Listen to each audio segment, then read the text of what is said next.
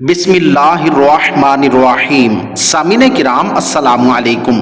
ایک شہر میں اتفاقاً چند ڈاکو گھس آئے اور آپس میں کہنے لگے ذرا احتیاط سے کام لینا، کہیں پکڑے ہی نہ جائیں۔ ان کے سردار نے کہا تمام ظاہری شکل و لباس میں درویش صفت انسان بن جاؤ، کپڑے رنگوا لو اور ہاتھ میں بڑی سی تسبیح پکڑ لو، سبحان اللہ اور الحمدللہ کے سوا کوئی اور کلام نہ کرو، جہاں سے گزرو صرف اللہ ہی کے ذکر کی آوازیں آئیں۔ پھر سب شہر کے مہمان سرائے میں داخل ہو گئے اور رہنے لگے۔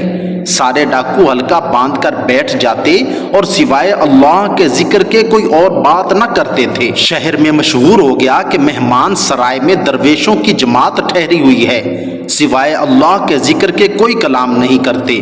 شہر کے لوگ ان کی زیارت اور ملاقات کو آنے لگے اور دعائیں اور اپنی ضرورتیں اور حاجتیں پیش کرنے لگے اور ان کی خدمت ہونے لگی۔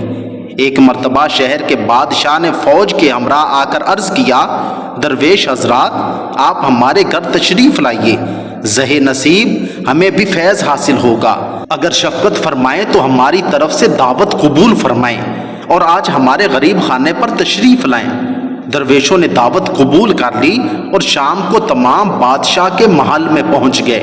بادشاہ نے خوب تواضع کی اور پھر آخر میں اپنے ایک لڑکے کو جو فالج کا مریض تھا اور لا علاج ہو چکا تھا ان کے سامنے کیا اور کہا آپ اس بچے کے لیے دعا فرمائیں، اللہ تعالیٰ اس کو شفا بخشے کہ سوائے اس کے میری کوئی اور اولاد نہیں ہے۔ سب نے چپکے نہایت عاجزی و انکساری اور گریہ زاری سے دعا کی کہ اے اللہ تو جانتا ہے کہ ہم سب گناہ گار اور کس درجے کے بد کردار ہیں، مگر تیرے بندے ہیں، تو ہمارے حال سے خوب واقف ہے۔ ہم تیرے حضور درخواست کرتے ہیں کہ جیسے تو نے ہمارے گناہوں پر پردہ ڈال رکھا ہے، اسی طرح اس لڑکے کو صحت عطا فرما دے۔ تیرا در چھوڑ کر ہم کہاں جائیں؟ ان لوگوں نے ہم سے امیدیں تمام کی ہے، تو ہی ہماری عزت رکھنے والا ہے۔ اللہ کی رحمت جوش میں آئی اور اسی وقت دعا قبول ہوئی اور شہزادہ درست ہو گیا۔ بادشاہ نے انہیں بہت انعام و اکرام سے نوازا۔ اس حالت کو دیکھ کر درویش کا بیس بدلنے والے یہ ڈاکو آپس میں کہنے لگے کہ یہ تو ہم نے محض دکھاوے کے لیے مکر اور دھوکے کے لیے ایسی صورت بنائی اور ریاکاری کی صورت پر یہ نتیجہ برآمد ہوا۔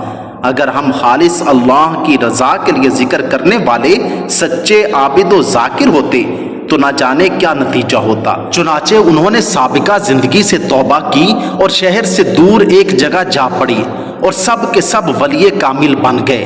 سچ ہے کہ صورت کا اثر سیرت پر بھی ہوتا ہے۔